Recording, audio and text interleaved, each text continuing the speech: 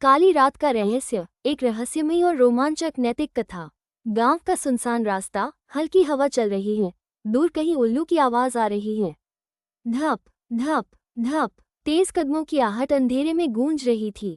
आधी रात का समय था और राघव गांव के पुराने रास्ते से दौड़ता चला जा रहा था। उसके चेहरे पर डर के भाव थे, सांसें तेज चल रही थीं और पीछे पलटकर देखने की हिम्मत भी नहीं थी। राघव सोच रहा था, क्या वो साया सच में मेरा पीछा कर रहा है, या ये सिर्फ मेरा वहम है। जैसे ही वो गांव के पीपल वाले मोड़ पर पहुंचा, उसके पैरों में अचानक कुछ अटक गया।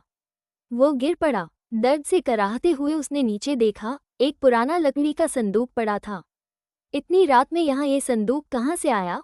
राघव बड़बड़ाया। उसका दिल जोर जोर से धड़कने लगा।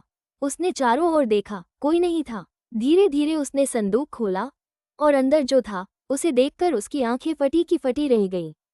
संदूक में एक पुरानी जली हुई डायरी थी और उसके ऊपर एक चिट्ठी रखी थी जिस पर लिखा था, जिसने इसे खोलने की हिम्मत की उसकी किस्मत अब बदल जाएगी।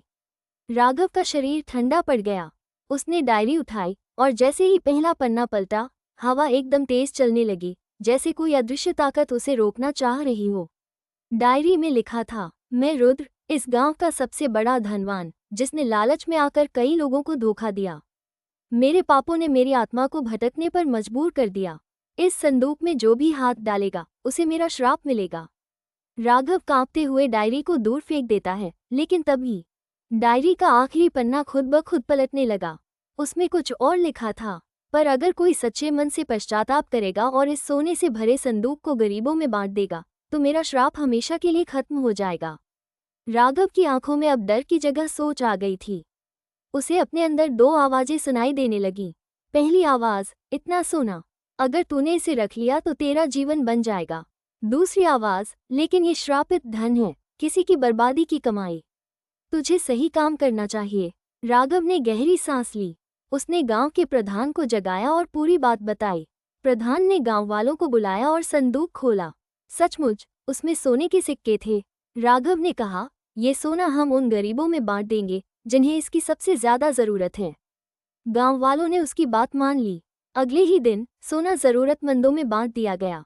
और फिर जैसे ही संदूक खाली हुआ, अचानक एक हल्की सी हवा चली और राघव को महसूस हुआ कि कोई अदृश्य शक्ति मुस्कुरा रही है। पीपल के पेड़ से एक पत्ता टूटा और हवा में तैरते हुए राघव के कंधे पर आ गिरा। अब मेरी आत्मा मुक्त है।